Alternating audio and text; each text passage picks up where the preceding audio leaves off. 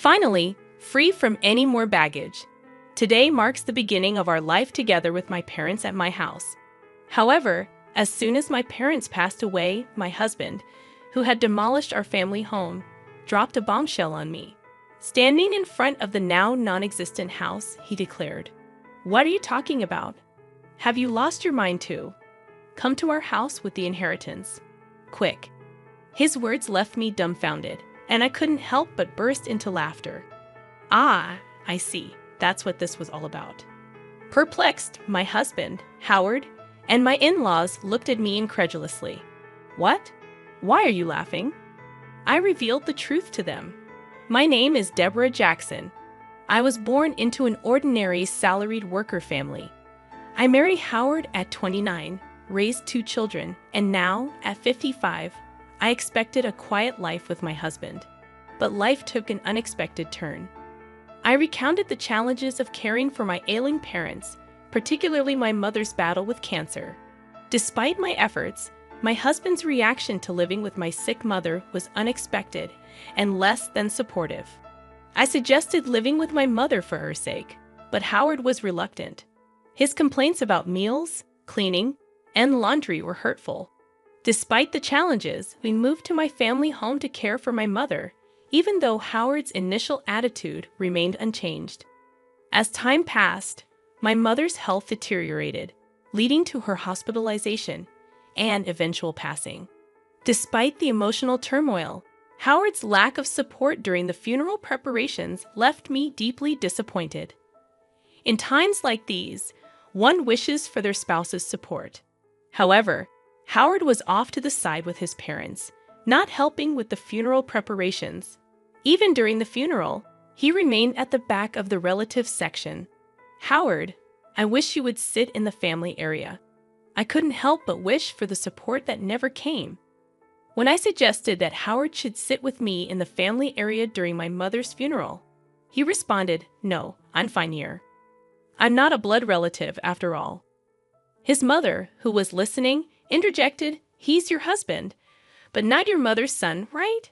Howard is my son, so he's an outsider. An outsider, that's right. Howard's parents are just us. Deborah should sit in the family area alone." Even his parents echoed the sentiment, stating that Howard should not be in the family area.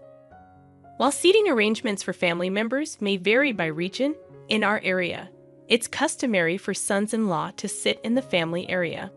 Predictably, with Howard not in the family area, distant relatives started whispering and speculating about our relationship. After the funeral, we returned home with my brother's family, children, Howard, and his parents. Despite their insensitive remarks, I thanked Howard's parents for coming and served them coffee. However, their callousness reached new heights when they casually remarked about the condolence money being tough on them, implying relief at the end of the financial burden with my mother's passing. Stunned by their words, I forced a smile and left the room. Overhearing Howard and his parents' conversation, I learned more about their true feelings. Howard complained about living with someone else, and his parents joined in mocking me. It wasn't the first time. They had always been disrespectful, even during our marriage, reflecting on their lack of concern during my father's funeral and mother's death. I questioned Howard's behavior as a person. I realized that I had been overly considerate of him, feeling guilty for imposing the living arrangement. Angry and resentful, I silently listened to their laughter and chatter. Later, in a conversation between Howard and his parents, they openly disapproved of my defiance regarding my mother's belongings. When they tried to take my mother's bag, I firmly refused, stating my intention to distribute her keepsakes among family members later. This led to a heated argument, with Howard and his parents leaving angrily, labeling me an outsider. Despite explaining the situation to everyone, Howard didn't return home for some time.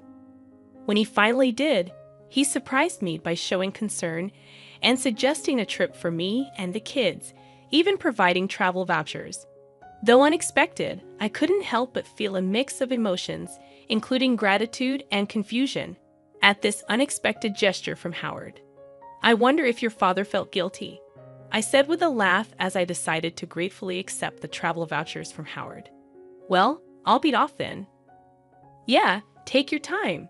Since you're at it, stay over at the kids' places, Howard suggested. I can't be away that long, I replied. Just go. I'll relax at my parents' house. Don't worry about me, Howard said, sending me off with those words. Julia was happy to have me over.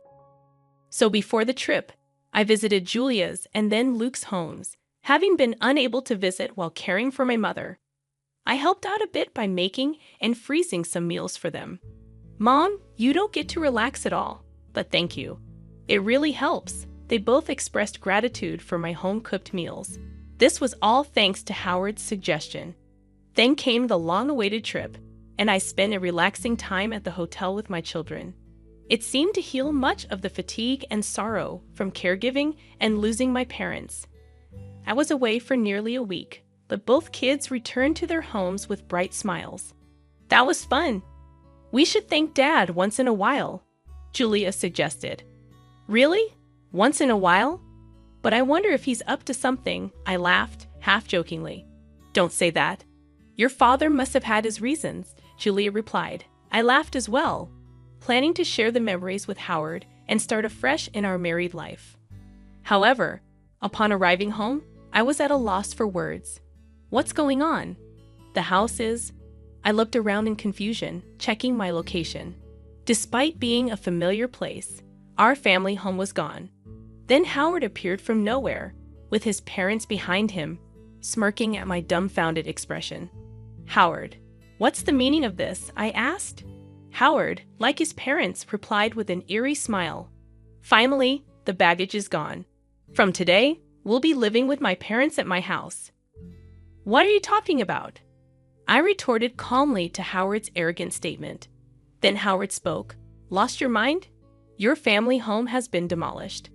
Come to our house with the inheritance. Already, everything you inherited belongs to Howard. I realized what had happened. The disappearance of my house was Howard's doing, all for the sake of inheritance. Despite being overwhelmed with frustration and sadness, I couldn't let Howard have his way. No way, I thought to myself. I burst into laughter at their smirking faces. What? Why are you laughing? What a strange woman. Has she gone mad? My mother-in-law looked at me as if I were something eerie. I faced them and spoke up. Don't you guys know? Know what? I then said to Howard, first of all, I didn't inherit a single penny, so there's no inheritance. I started laughing again after saying this. Maybe they thought they had become rich through inheritance. Their wild imaginations and actions were simply laughable to me. What do you mean? Explain yourself? Howard demanded an explanation, but I remained silent. I thought there was no need to enlighten them before that. I'm not going to live with strangers. If you want to live together, do it alone. Ignoring Howard's question and rejecting his initial proposition, my mother-in-law flared up in anger. You helped with your parents' household, but you won't do ours. You know why I did that, right? I agreed to live together, didn't I? I said we didn't need to live together, but you chose to do so because you didn't want to do housework. My rebuttal left Howard and my mother-in-law biting their lips in frustration and demolishing my family home on your own. There are things you can and can't do. I yelled at them on the spot, then left the scene. Behind me, Howard's voice called out, "Where are you going?" However, I didn't turn back. I had to secure a place to sleep for the night, and I didn't want to see Howard's face. I immediately consulted a lawyer. It couldn't be that easy to demolish a house. The house was still in my mother's name. When I wondered which company had taken the job, an unbelievable truth came to light. Howard and my father-in-law had directly demolished the house themselves. They had meticulously prepared, enlisting the help of acquaintances from my father-in-law's demolition company and renting heavy machinery. Moreover, they had given me the travel vouchers to drive me out. The realization of being utterly deceived brought tears to my eyes and filled me with frustration. Is there any way to punish the three of them? I asked the lawyer through tears, and he smiled kindly. Your husband, who demolished the house registered under your mother's name without permission, can be charged with criminal damage and sued for compensation. Let's start by demanding a proper apology from your husband and his parents." I nodded at his words, and the lawyer promptly started the proceedings. A few days later, an irate call came from Howard. "What's this letter of demand about?" "Oh, you received it. Since you destroyed our important house, you'll have to compensate for it." Compensate? I told you we were moving into the family home. I demolished an unused house for you. You should be grateful, not demanding compensation. Just bring your inheritance and come back home. Howard arrogantly insisted. Grateful for being demolished? Really? And about the inheritance coming home? There's none to bring since I didn't inherit anything. I shouted back over the phone. Howard fell silent, seemingly stunned by my outburst. The reason I laughed when the house was demolished was precisely this. I had a whole year to spend with my mother. It was obvious we would have discussed the inheritance. Then I said, "I don't need anything. Give it all to my brother." Thus, all cash and securities were inherited by my brother. He said that I should get the house since he lived far away and couldn't manage it. If I wasn't going to live there, it could be rented out to someone else. That was the plan for me to inherit the house anyway. Either you and your father restore the family home to its original state or pay the amount written there. This amount, I'm being kind enough to suggest a settlement. If you can't pay, I'll file a police report and sue you, I spoke firmly. Sorry, I didn't think you'd be so angry. Of course, Howard replied. I'm angry. Howard began making excuses. He thought that as long as the family home was there, he couldn't live with his parents, especially since his father had always wanted to live with us. My father-in-law was fond of Luke and seemed to have wanted to live with him. He had refused to live together back then because it would have made commuting difficult, but his parents seemed to think I was the one opposed to it. So it turns out that Howard had convinced his parents to agree to this plan by demolishing my family home and making them believe I would move in with the inheritance. But even knowing this now, there's no way I can forgive it, so please forgive me. I didn't mean any harm. Dad is remorseful too. If he's truly remorseful, then he'll agree to the settlement. I said this and hung up the phone. Howard kept calling me and sending messages to apologize. If you're sorry, then hurry up and transfer the money. I pushed Howard away with these words. I knew our family home couldn't be restored, but there was no other way to alleviate these unbearable feelings. Afterward, I stayed at Julia's house. My brother's family and my children knew about this. Even though my brother must have been angry about our family home being demolished without his consent, he said, I won't interfere, but I'll lend a hand. Do what you think is right, Deborah.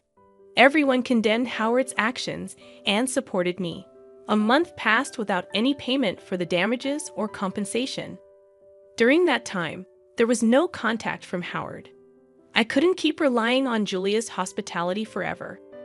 I wanted to receive the money soon and at least establish a stable living situation. But contrary to my wishes, something unbelievable happened. It was revealed by a comment from Julia. This apron looks a lot like Grandma's, she muttered while showing me her smartphone screen. I was shocked when I saw the screen. It was a product page on a flea market app. The item Julia thought resembled my mother's apron was a unique piece I had made for my mother. What? This is Grandma's apron. I made it, so there's no mistake, really, Julia said and hurriedly checked other pages. The seller seemed to have registered recently, with no transactions or ratings yet. As I checked the content of the nearly 30 items listed, I was shocked to find that they all belonged to my mother. I immediately realized it must be Howard's doing. No one else but Howard, who had demolished the house, could have taken my mother's belongings. I called Howard right away. What's this about the app, Howard? Howard responded, sounding annoyed. Thinking he was playing dumb, I angrily confronted him. Don't play dumb. You're selling Mom's belongings, aren't you? Cancel the listings right now. Howard sounded panicked as he replied. What? No, it's not me. Who else would do such a thing? I'm coming over to get everything back. I hung up and immediately went to Howard's parents' house with Julia. Upon arriving at Howard's parents' house, I immediately called out to Howard. He came out to meet us at the entrance, where I confronted him. "I don't know anything about it," Howard said. "Dad, tell the truth." Julia, supporting me, also pressed Howard for answers. He was visibly flustered. While this was happening, Howard's parents, perhaps realizing we were there, showed up too. "Oh, Julia, you're here?" She smiled happily upon seeing Julia. Julia, clearly upset, spoke to her grandmother. "Tell Dad to tell the truth. The truth. It seems like Dad is selling the stuff Grandma passed away." With hearing this, my mother-in-law laughed. Howard looked troubled and kept repeating, "It's not me." Then my mother-in-law spoke loudly. "Howard selling them? That can't be true." But because I'm the one selling them, I felt the blood drain from my face at her words. Howard must have known. He looked at his mother with a "this is bad" expression. Julia was stunned, but my mother-in-law seemed cheerful. "What did you say? It's quite a task, you know. Packaging has to be done carefully, and the photos need to be taken well." She talked about the app as if it was a fun hobby, not realizing she was selling stolen items. I struggled to contain my anger. "Cancel the listing. That's not something Grandma can just sell." Julia, red-faced and teary-eyed, appealed to her grandmother, but my mother-in-law seemed displeased. "What's the big deal? I found a fun hobby.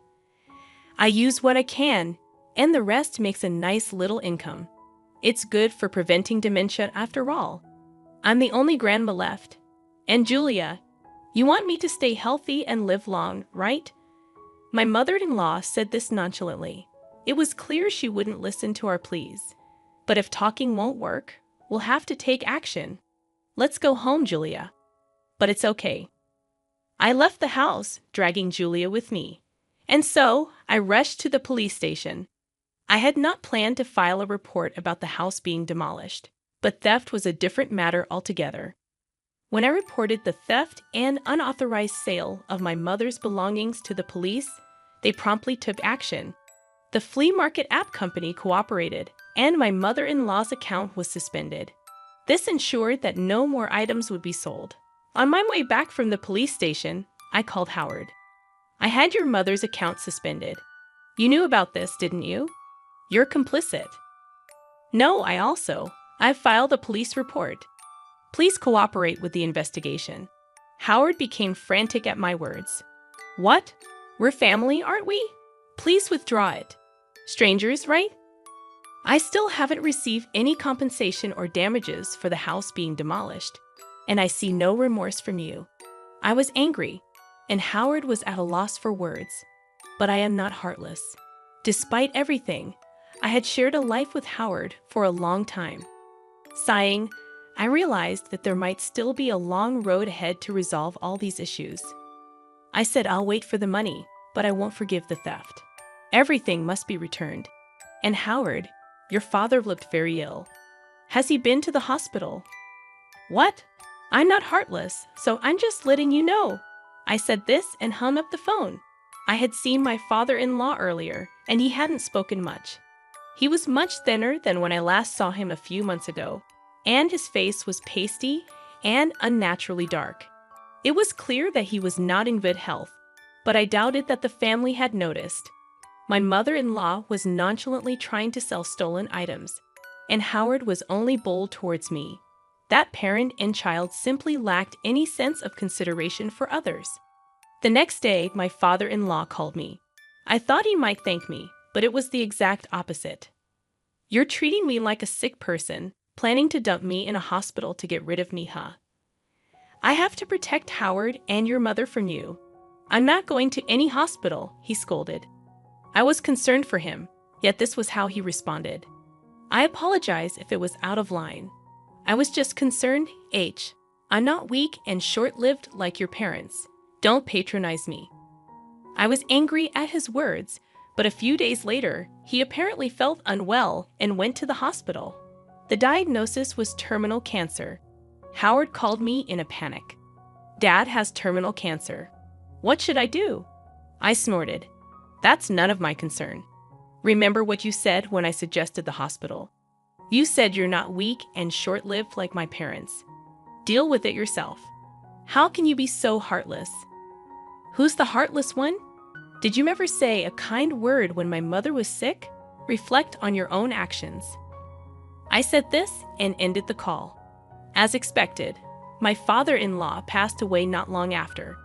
As a human being, I didn't want to harbor negative feelings towards someone who had passed, but recalling all that had been done and said, I couldn't shed a single tear. After the funeral, a will was found. Despite his claims of not being short-lived, my father-in-law had been thoroughly prepared. The house is to be inherited by my grandson Luke. The rest of my estate is to be divided between my wife and eldest son, it stated. I was surprised to see Luke's name. My father-in-law had always favored Luke, expressing a desire to live with him. Now he must have wanted Luke to live in the house even after his passing. For Luke, this was an unwelcome burden. Renounce the inheritance. You don't want that house, do you? I told Luke, but he was actually pleased to inherit the house. Inheriting the house would only mean paying inheritance taxes, with no real benefit for Luke. However, if he was happy with it, it wasn't my place to say anything. As per his grandfather's will, Luke inherited the house. My mother-in-law was delighted and paid the inheritance tax. He's our heir, after all, she said. Well, that wasn't wrong. I felt a bit down, feeling like Luke was taken from me. But then something unbelievable happened. Come to our house, responding to Howard's message, I immediately went to his parents' house. There, like me once stood, my mother-in-law and Howard, frozen in front of their house. On the property, there were heavy machines, trucks with the demolition company's name, and workers all demolishing the house. What's going on? It's my house. I can do whatever I want with it, right? Luke, who appeared out of nowhere, seemed pleased watching the house being demolished. Luke, what are you doing? Stop it right now.